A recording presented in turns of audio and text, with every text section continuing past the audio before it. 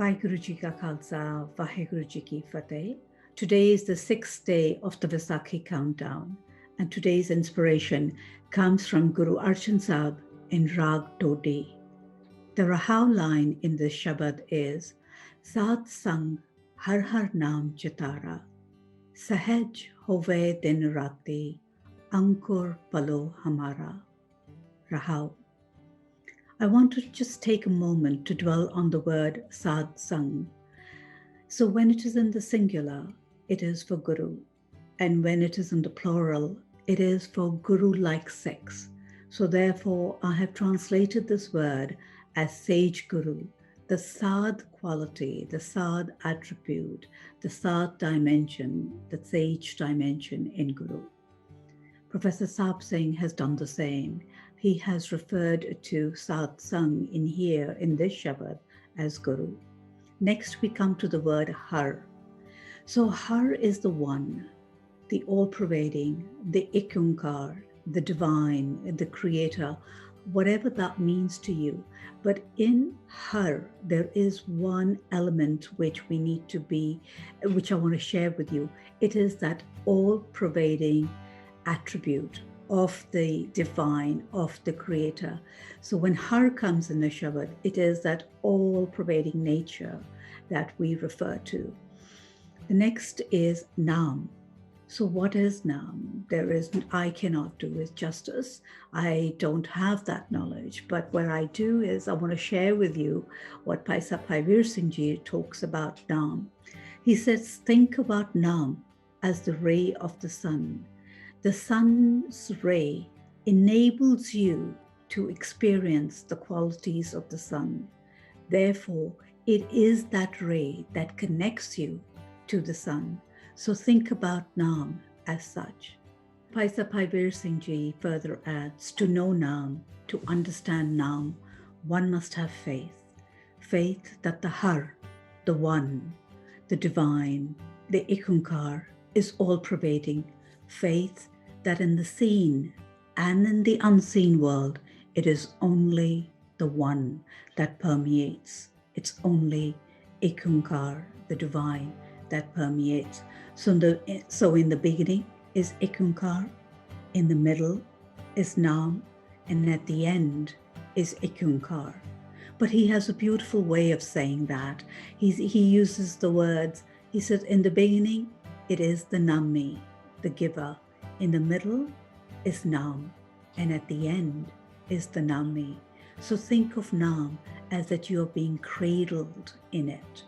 You are being cradled so that you can connect with the giver. So when Guru urges us to remember Naam, it is so that we can connect with this giver, with Ikunkar, with the divine.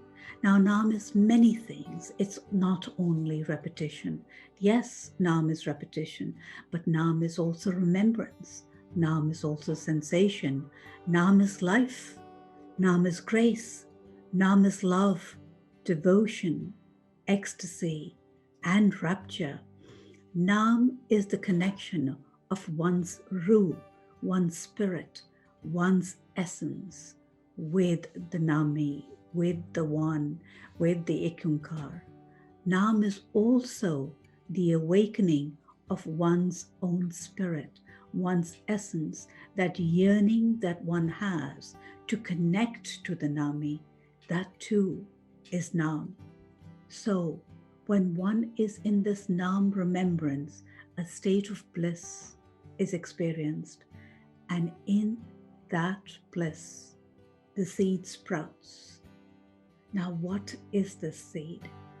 Gurbani reveals that all of us have this seed, and this seed is the love seed, the seed of love, the prem, which is in all of us. And in this exquisite Shabad, Guru reveals how we can sprout this seed. It is no different than what the farmer does. The farmer puts the seed in the water to soften it. Then the soil is tilled so that the soil is conducive for planting the seed. Then comes the watering, nurturing, and protecting the seed as much as he can. The farmer's attention is always on the seed. That is the dhyan, is always thinking about that seed. Now, eventually that seed sprouts and the farmer enjoys the bounty. Similar is the journey of the love seed.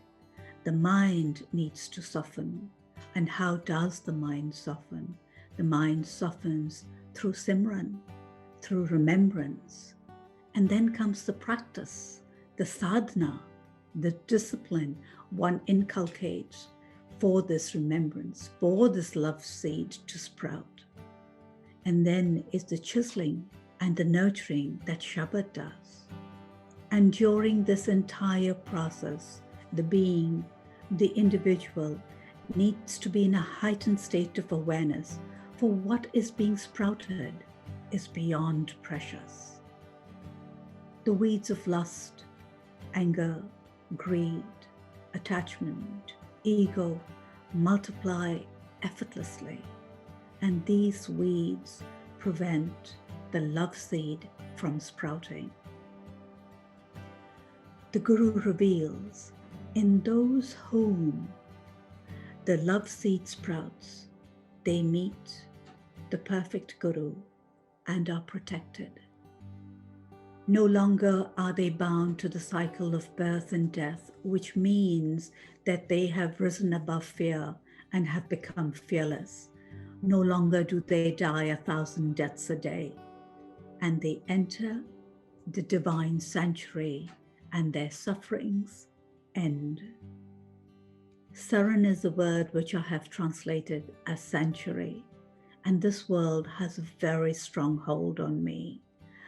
Sanctuary is a place where you are nurtured, where you are protected, where you feel actually safe, and you let your guard down and you become vulnerable because you know you are protected. So how does one enter the sanctuary? What does one need to do? There is no prescribed method, at least none that I can share with you.